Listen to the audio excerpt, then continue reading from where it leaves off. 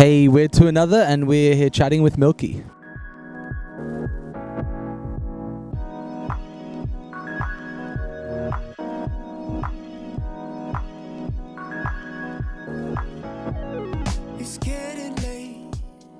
We went to school together and we were kind of doing music production, and we got taught by these kind of Australian duo called Bag Raiders, and that's kind of how we started making music, and we were family friends, and just I started to hear your demos and kind of started to help out. And then you were kind of in the choir before? Yeah, I was a choir boy, just born and bred choir boy.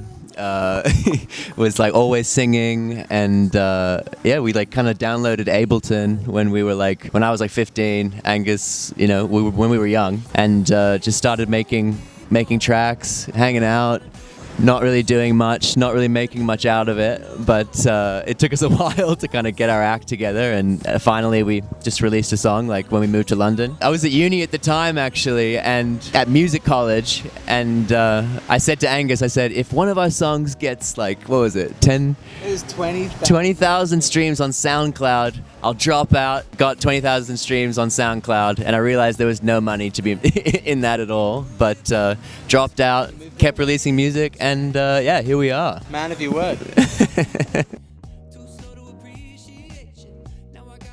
This album kind of came together in kind of it was a little bit of a dark time for us, I think. I was going through my shit. We were both kind of going through kind of pivotal moments in our life, and this kind of starting to make this music, it kind of brought us back together. It kind of like made us, really reflect on our experiences that we were having, together and separately. We just wanted to channel that into the music. We wanted to be honest. We wanted to write from a kind of more personal kind of place, and we wanted it to be like uplifting at the same time. So I don't know. Yeah, I guess Elle kind of covered most of the kind of stuff on terms of the topics, but when it came to like being in the studio together, I think that's just where we've always felt most comfortable with each other, because we've always had this kind of connection and bond over making music together. So when we kind of got back in the studio and started working on new music, it just felt exactly like kind of used to, and that's kind of really what brought us back together and brought the project kind of back on track. Yeah, it's been a long and winding road. One track is about 6 years old, and then other tracks are like a year old. So we always kind of working on music. Sometimes we don't know how to finish some of those demos, and so they kind of just sit on a hard drive for a while, and then we kind of come back to them, and then often we're like, oh wow, this chorus part would be great for that one. And so there was a couple that were pieced together like that, and then others came really naturally where we were kind of writing them with friends or just together in the studio, and in a couple hours we've kind of got the bones of the song. A kind of producer friend of ours, Utters, kind of really helped bring it all together. He did all the additional production and the mixing, and we couldn't have done it without him. He kind of was a crucial kind of part of the project, really. We used to try and make like dance music, but it was really bad to start off with. Bad house music. Our first song was a Somebody That I Used to Know EDM cover, so you can imagine how bad that would have been. And then I don't know, you were kind of Angus was interning at a studio with some guys that were really into like kind of D'Angelo, like Anderson .Paak, like that kind of soul funk kind of vibe. And like I don't know, growing up in Australia, we'd never kind of heard that kind of music. I don't know, just before. And I mean, as soon as we heard Voodoo by D'Angelo, like we were like, oh shit, like this is what we want to do. We want live instrumentation. We want kind of bass-driven tracks. We want it to be soulful, groovy, like 90 BPM. 90 BPM, the magic number. So yeah, I think just inspired by music that we hadn't really heard growing up. kind of stems in so many different ways. Like sometimes, Elliot might just kind of write a song on guitar and then he'll bring it to me and we'll kind of finish it. Other times we start with a beat. On Ableton, I might bring an idea I've made with like another producer or another kind of like musician and then take it to Elliot, and then we kind of find a song within the kind of beat I've made, and Elliot will kind of rearrange it and kind of add new stuff. And then other times it's kind of with several people and we're all in a room kind of writing, and sometimes it's like just like one little loop that we've found, and we can build. You kind of can build things from anything. That's, I guess, what's fun about it, is there's no kind of right way or wrong way, and that's kind of what keeps it exciting, I think. I think we've just never been precious about trying to play everything on our tracks as well. It's like, I think that's the biggest thing that has contributed to our sound, probably, we can't play instruments that well. So it's like we kind of make a demo together, and then we are lucky to be friends with a lot of incredible musicians, session musicians, players. There's too many to shout out right now. Danny, Jarol, Ross, and Ed. Yeah. And we just kind of throw it to them, and they just, put their magic on it. So it's very collaborative. Yeah, I think the main thing when you're making music is that you have to be open to letting other people like into the project and being a part of it, because that's what makes it fun. And that's when like different perspectives and different kind of influences come together. If you're just doing it by yourself, I mean, if you're Kevin Parker, that's amazing, but I think, we're not that, and we kind of try to embrace that.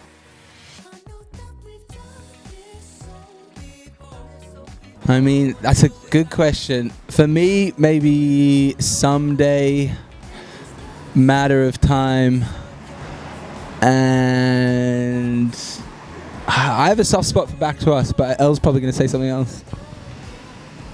For me it's Someday, You're Gone. Oh yeah, You're Gone for sure. Someday, You're Gone, and maybe One I Need, because it's fun. It's a fun one. More upbeat. Yeah. It's a fun new single. Check it out.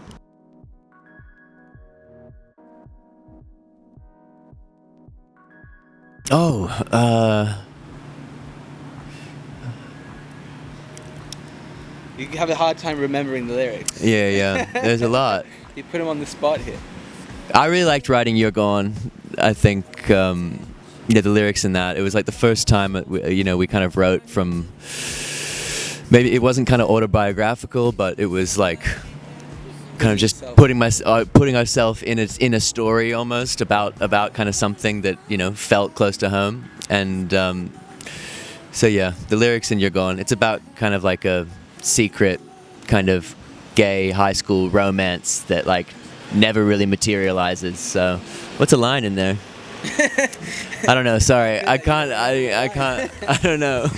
Yeah, I mean, I was gonna say somebody I used to I like Someday It's Gonna Work Out Fine, because this just the sentiment of that, it's kind of encapsulates the last couple of years, so that's the one for me.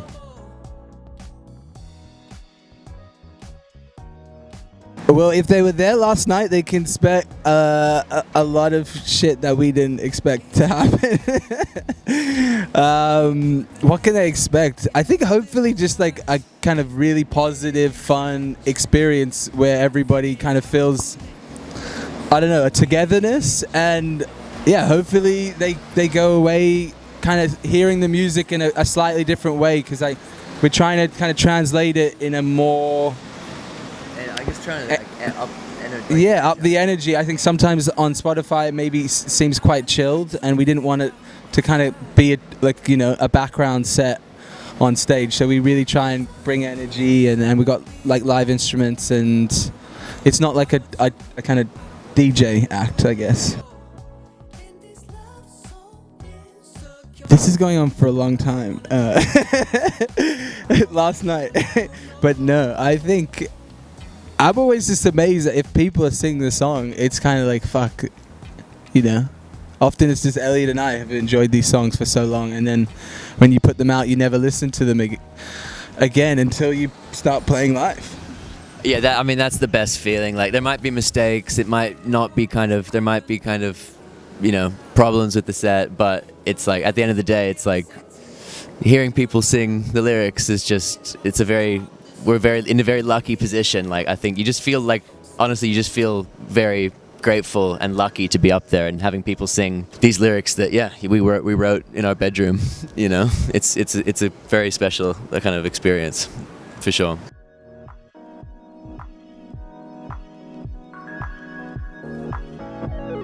It's getting late, could cut through the tension.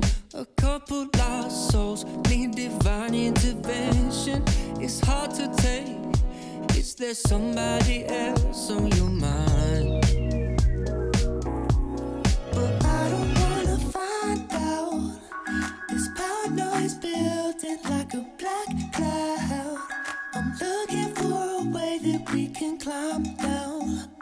'Cause I won't be falling behind. I know that we've done this song before, but I don't wanna do it without you. I don't wanna do it alone, no. I'm gonna say Pharrell because I love him. Maybe Kendrick Lamar. Michelangelo's David. Daft Punk, Discovery. Yeah, Discovery for sure. Titanic. Big call. Very cinematic. Miley Cyrus, 100%. Fly Me to the Moon by Frank Sinatra. Mine was Faithless when I was 12. My first concert, I think it was like at Big Day Out. Like, We went to festivals? yeah. I never went to concerts. Leon Bridges a few years ago in London. The Prodigy. Macy Gray, because I wasn't allowed to buy Eminem. Mine was the first Gorillaz album, which I still have. I want to change my answer. But that is true. Eminem. Eminem. Spice Girl, 100%. You make mine. Lazy Spice. I'm gonna be Spicy Spice. This extra spicy. I'd have to say the London one a few weeks ago at Heaven. That was pretty magical. I really like Charlie Puth. Oh, what? You never told me that. Yeah, I really like Charlie Puth. But I wouldn't tell anyone you haven't except to told camera. Yeah. You just told everyone. I think he's. If you're out there, Charlie. Yeah, if you're out there. I love Charlie XCX. That's Charlie. Frank Ocean. His badass move. Hustling a label. I thought you were going to ask the reverse, which, like, if you were asking what I would tell myself 5 years ago, I would always just say try to enjoy the moment more. But in the future, what am I trying to say? Same thing. Probably the same thing. Keep enjoying it because, like, yeah, it's pretty good. When Elliot bought the Macy Gray album, I think. The moment knew I wanted to be a musician. When you were doing the musical and you were like... Yeah. I did Joseph in the Technicolor Dreamcoat when I was 12, and it went off. And you never It was did a good. musical after? Never did a musical since, but yeah.